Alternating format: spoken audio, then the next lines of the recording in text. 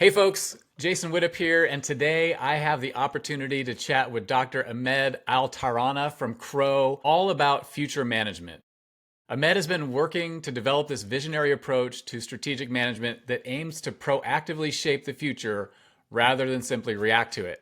Ahmed, thanks for joining me. I'd love for you to introduce yourself and provide a little background for the audience. Thank you so much, Jason, and thank you for having me. Again, my name is Dr. Ahmad Altarawneh, and I am a partner at Crow. I run what we call Crow UAE Pioneering and Excellence Sector, whereby we are working with a lot of organizations, government and otherwise, to actually help them to transform in things such as to go from anything periodical to everything real time and so on, transforming the way they do CX to a model that we have that's called TX, for example, which is total experience, transforming them from like doing just like regular project management and project management offices into what we call VMOs or value management offices and so on, and obviously also transforming them from looking at the future in terms of future forecasting, future foreseeing, to actually future management, which is another model that we also own. Historically, I'm a Jordanian American and I've lived and worked across 12 other countries. I've spent a lot of my life in the United States, about 21 years of that. I did another 2, 3 years between Dubai and Ireland and so on. I've been in Dubai since 2006, where I call home, and tremendously enjoyed the variety and diversity of the region. I do business with the Gulf, Middle East, Africa, and totally enjoyable. I've worked in almost every kind of organization you can think of, Jason. So small, medium, large, profit, non-profit, Government, startup, yeah, I saw your background is government, very, very impressive. the Yeah. whole thing. So everything I preach about is actually has been tried. It's things that I've failed at or won or succeeded at. So it's all practical, pragmatic, totally viable solutions. Yeah, I love it. And I know, when you and I were kind of going back and forth in email, you've developed a lot of pretty proprietary frameworks, processes, which I think is amazing. Today, we're focused on one of them, which is future management. So I'm curious, Absolutely. we'll kind of start at the beginning. What inspired you to develop this concept of future management? Like, what were you seeing out in the world where you were saying, like, this is kind of not being done right? I think we need to do it this way, and then coming up with those principles and even the Yeah. concept. Well, I've always looked at things in a contrarian way. I consider myself to be like a contrarian, but in a good way, not in a bad way. Contrarian meaning that, I'm critically trying to also look at things uh, around organizations and transformation and how the world operates, and asking myself, is there more to this, and is there a better way to this? Can things be different? What if we do this way or that way? And obviously in doing that, you would have to look at the accumulative effect of time and future and how things really happen day to day. And then also you have to be also doing a lot of research and development and looking at things in many different ways. And so basically I try to evaluate, how the year on year things are happening. So I realized since a long time ago that the future was like just picking up pace all the time, right? So the future started out like maybe riding a horseback at a speed of about 20 kilometers an hour, right? And then all of a sudden we start to see the future changing from a horse to a car, and then from a car to a very fast bus at a speed of about 100 kilometers an hour.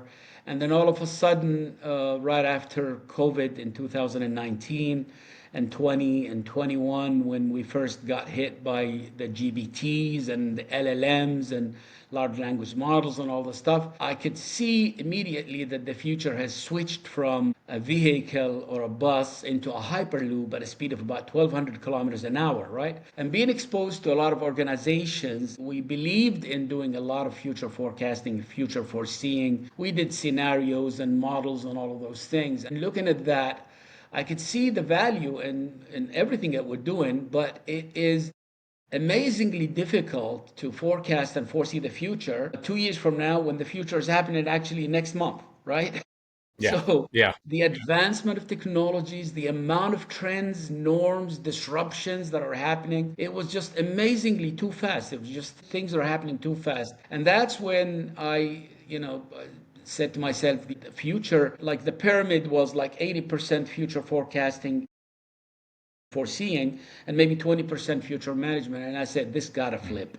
It has to Yeah. flip. It's got to go 80% future management, 20% future forecasting, future foreseeing. Otherwise, organizations will not be able to keep up with the future. It would not be sustainable. They will have to spend, they just, in order for them to keep up with the future, they would have to work more, work harder, become less efficient, less effective, right? If you require 20 people to do one thing, now you might need 50 people and so on. And of course, that's not good use of money or budgets or whatever. So that's when I realized that there has to be a model that has to be built, which I believe strongly it's future management. And I started to develop that and successfully developed the future management and the FMBOK, or the Future Management Body of Knowledge, and so on. And then Nice. also I registered several IPs in this in terms of Future Management Institute, the Hmm. FMBOK, the Future Management Professional, FMP, and other certifications and things of that sort. And this whole thing will be kicked off sometime in early Feb of 2025. That's great. This is where we're going with this.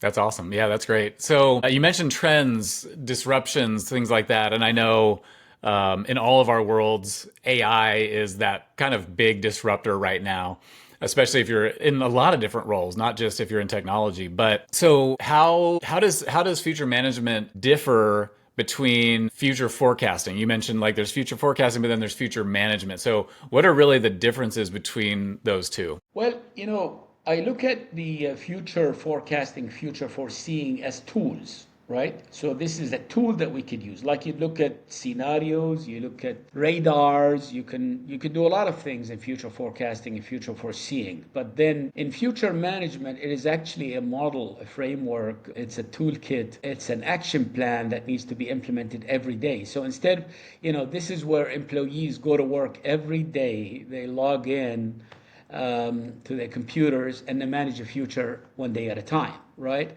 So basically, yes, you have to have a strategic direction. You have to have some amount of foreseeing and forecasting. You have to be able to see the trends, norms, and disruptions. You have to be able to have research and development teams that are actually looking at things and seeing how things play together. So there's a playbook there that needs to be in place. But in terms of future management, this is a complete model where you actually know what to do every day. So in other words, for example, you look at like data, right? So there's a data life cycle.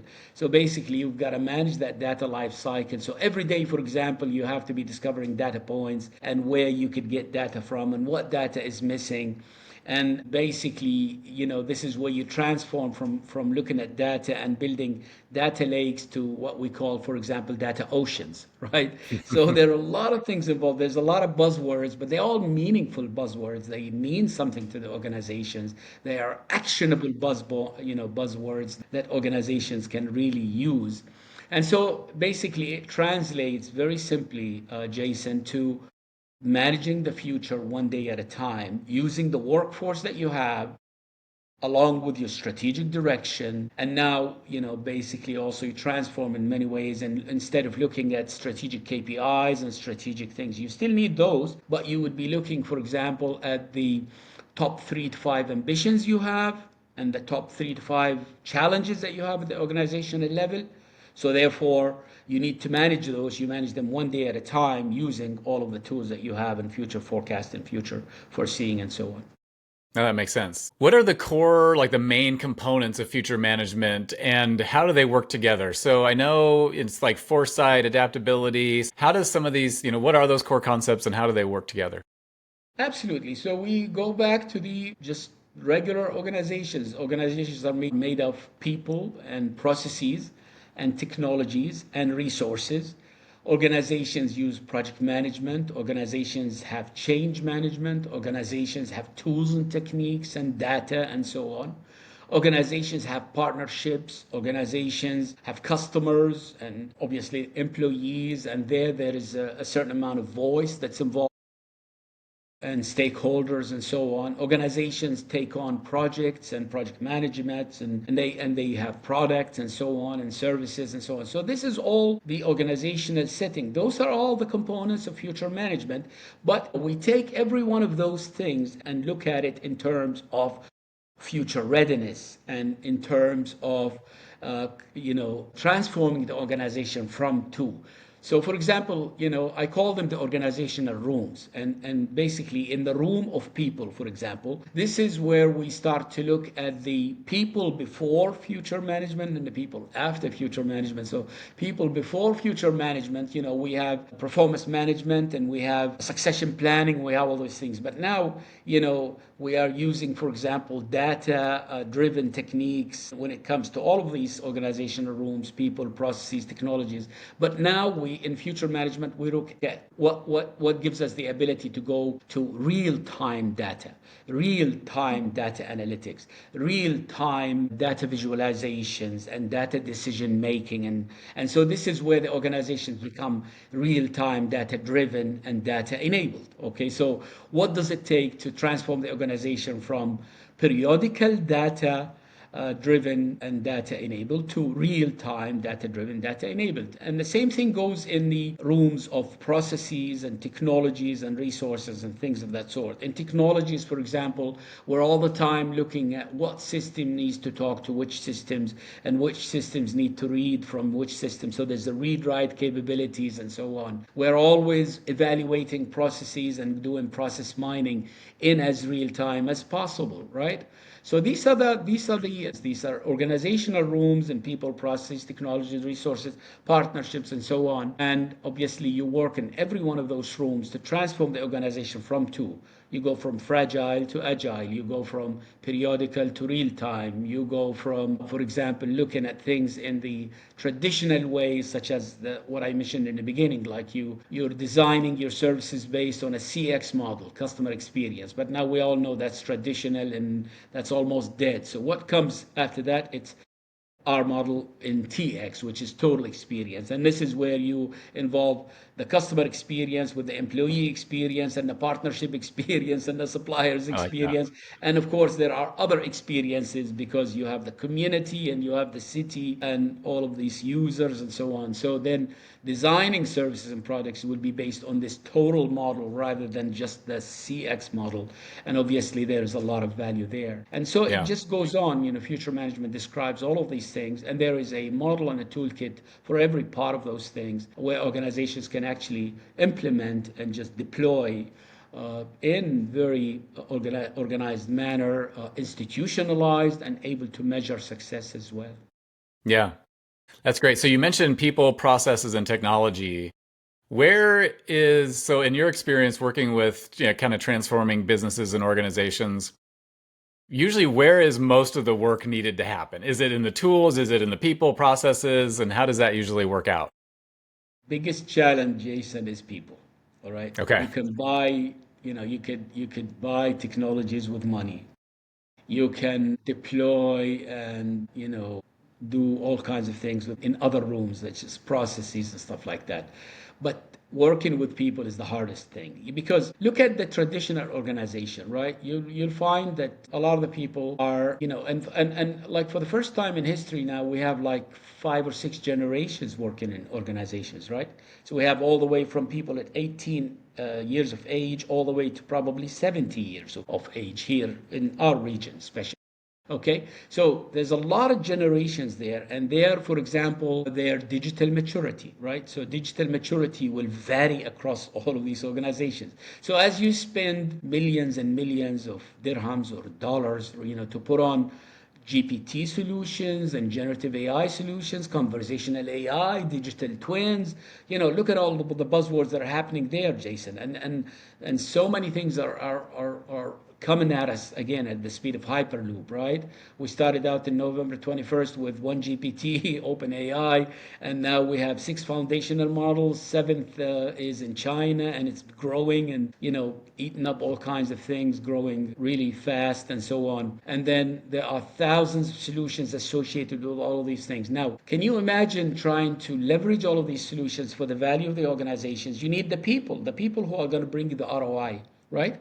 And so, but the people are so far behind you, and you don't have all the budgets in the world to upgrade those and upskill those people. And you've got to start, first of all, in things such as measuring people's digital maturity, right? Well, in our future model, for example, we don't just measure future maturity of the people, we actually measure digital dexterity, right?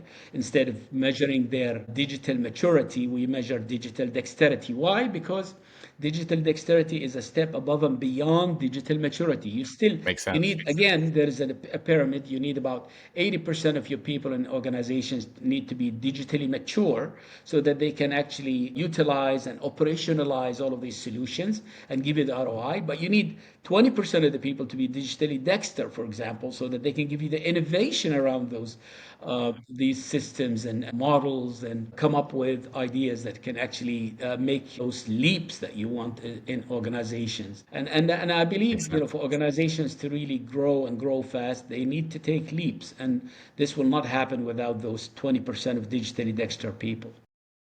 Yeah, that makes a lot of sense. I know, like, as I'm building even marketing teams, I want them to, it used to be I didn't really care that much about them being AI native, but now it's almost like I need people, not everybody, like you mentioned. I don't need everybody to be, but I need a good percent of them to be AI native so that, because that really is going to be the future. And if we don't get on top of it now, I was reading an article the other day that said, like, the pace of innovation with AI is outpacing Moore's law, that kind of like transistor law. And it's just like that's Absolutely. like that's the first time that's really happened. And so if you don't Yeah. get on that now, it'll be very easy to get left behind and not be able to catch up because then you're just so far behind and the pace of change is so Yes, rapid. And it's absolutely. probably kind of what you're seeing as well, I would imagine. Absolutely. I mean, it used to be, I think, when, AI and the world of AI, generative AI and automation, even digitization, all of these things, a lot of the organizations made a very, very large mistake in thinking that some of these, and many of these things are optional until they realize that they're no longer optional. And now they have to adopt and adapt very, very quickly. And instead of them, many years before, they might have had to spend a year and maybe $1 million. Now they have to spend $10 million, 20. Okay. Yeah. And obviously that's not very effective or efficient. So they need to get on board. A lot of organizations, AI is part of our life now, just like, if you think before internet and after internet, Yep. it is that decisive moment. Yes. I agree 100%. Yeah. So let's talk about the impact to organizations. So what tangible benefits can organizations expect by adopting a future management approach? Absolutely. Basically, what we believe the beauty of future management is actually associated with another model that's called value management. So, just like we have FMI, we also established the VMI, which is the Value Management Institute. And there is the, VM book. And basically what happens is now organizations need to transform. The whole thing about future management is transforming organizations from to.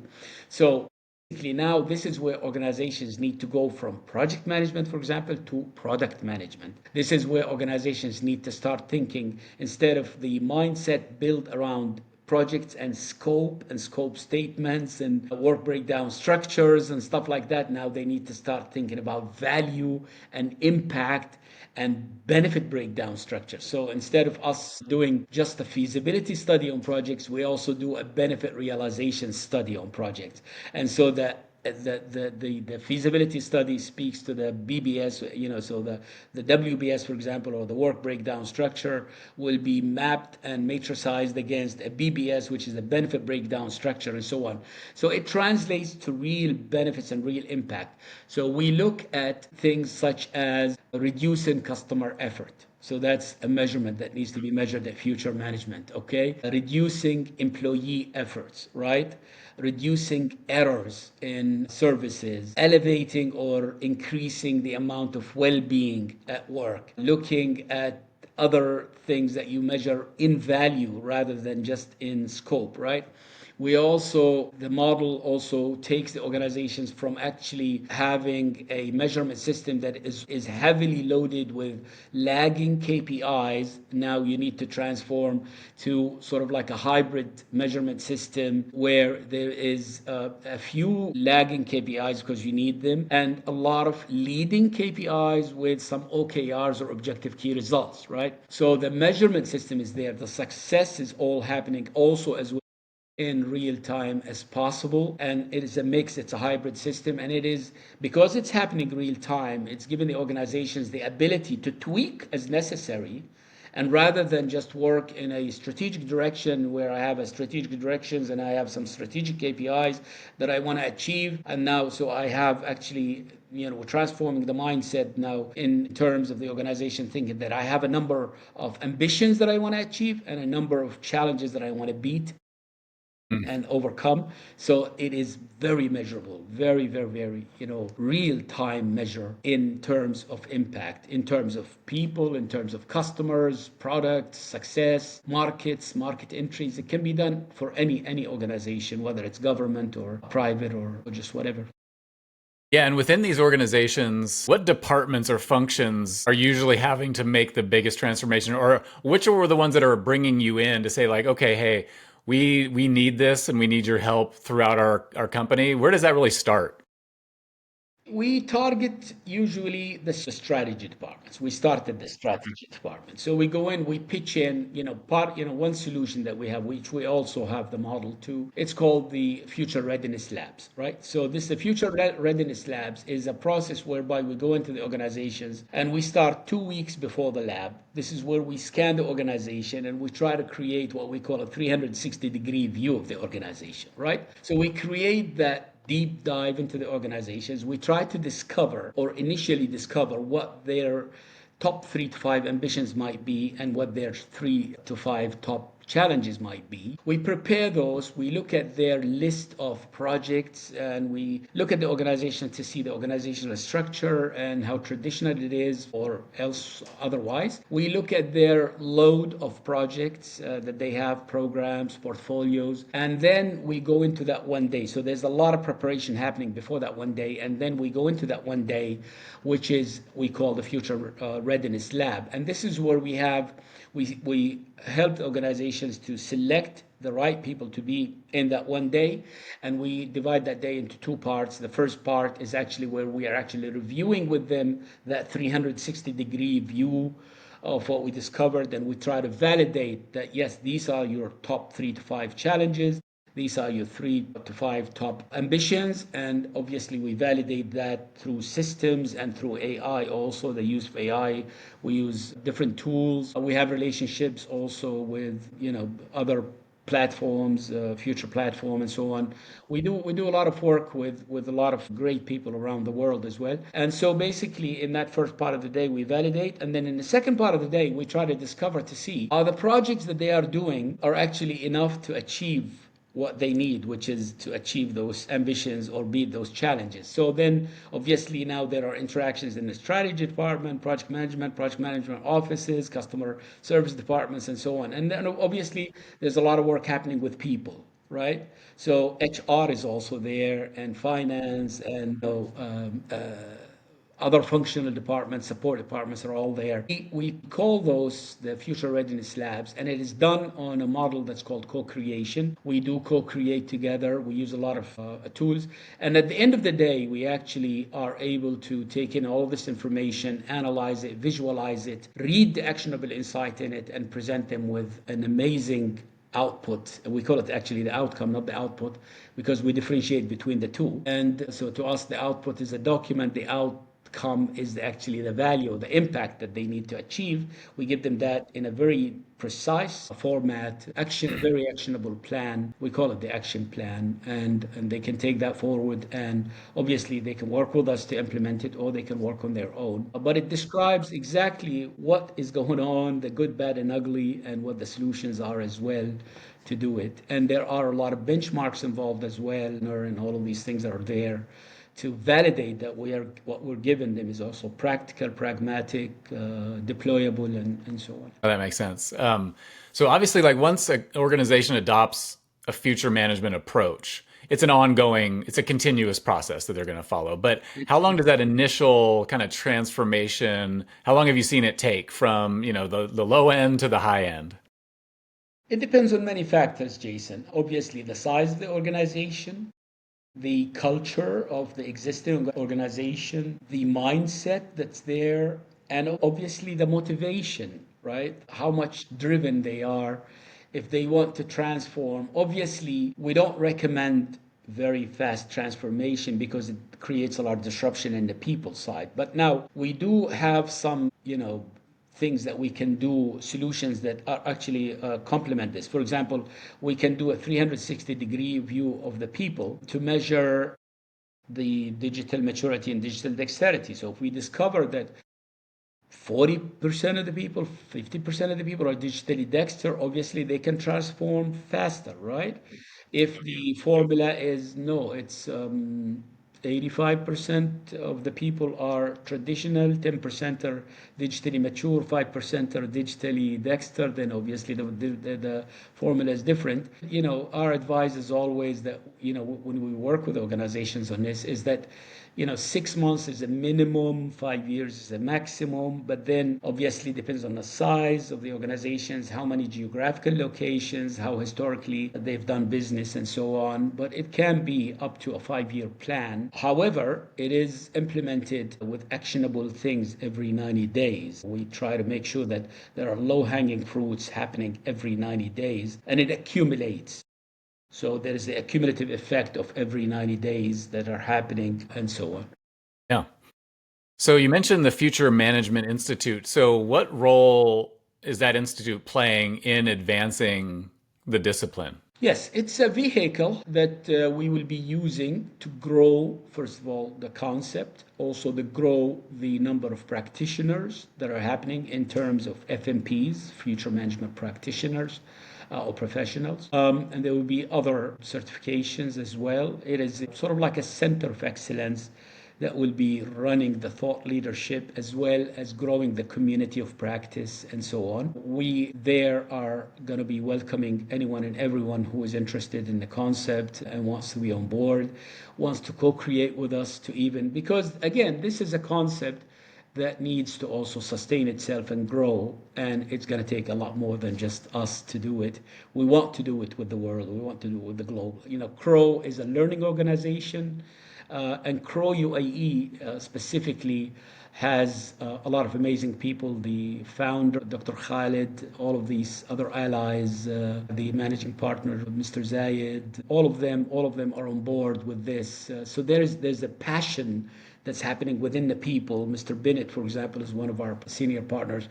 And I mean, the minute he heard about this concept, he says, okay, let's do it. Let's go after And it. Dr. Khalid says, okay, what does it take for us to start this? Because Crow, is considered, and I'm not trying to pitch Crow here, but we're about the eighth in the world. If you consider the top 10, not the big four or the big 10, we're, yeah, we're number eight. And yeah, we want to go to the big four by 2030. So that's a target. So to us, we honestly believe, Jason, that the sky is no longer a limit. It's just a target. I And like it. and so Yeah, FMI and VMI, which is Value Management Institute, these are vehicles, tools that we will use and hope to grow with the world and with the globe, with people such as yourselves and so on.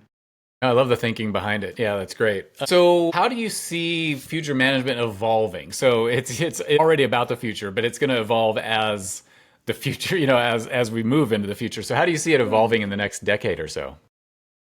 Well, I mean, I remember my days, I'm not a young guy, so I was part of the first movements of PMI, for example, Project Yeah. Management Institute, Yep. right? So I I know how remember they that. started, and they started in the IT world, and they started with a few people and growing. So I use that as a historical data and learning lessons learned and stuff like that. And I see how they've grown. I also look at Quality Management Institute, Knowledge Management Institute, all of these things. We've evaluated a lot of these institutes and thought leadership powerhouses, whatever you want to call them. We are targeting that FMI will grow at We have formulas that we will be using, and we believe that it will grow very fast and very quickly because we also, our model involves actually going to the governments and getting sponsors from the governments and so on.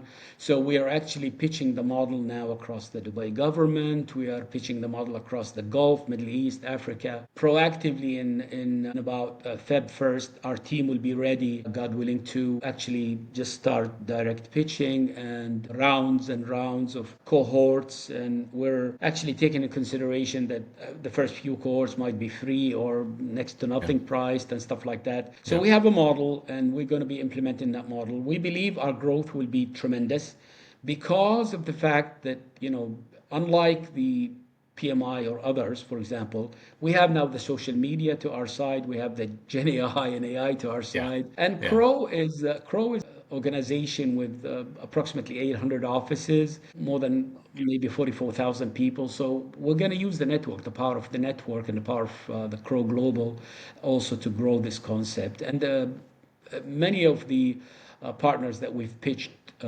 to at Crow, for example, are already on board and they believe in this concept as well. So we believe that our growth will be very, very fast. We want to reach about 2,000 subscribers and possibly maybe around 250 future management professionals in 2025. It's great. Yeah.